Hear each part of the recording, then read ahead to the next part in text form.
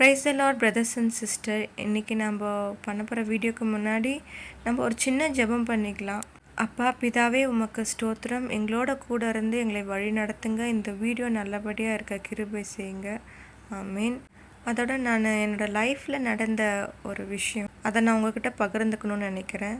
ஒரு நாள் ரொம்ப பெரிய பலத்த யோசனை, நம்ம லைஃப்பில் எதுவும் ஆண்டவர் பெருசாக செய்யலையே அப்படின்னு.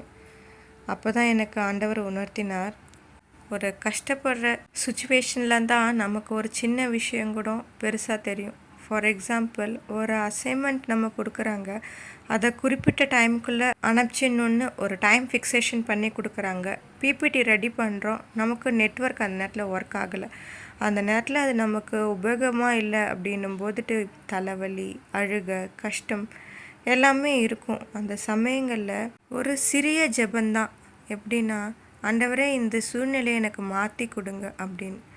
அந்த நேரங்களில் ஆண்டவர் இந்த பிள்ளை கேட்குறது ரொம்ப சிறிய காரியம் அப்படின்னு நம்மளை தள்ளிட மாட்டார்.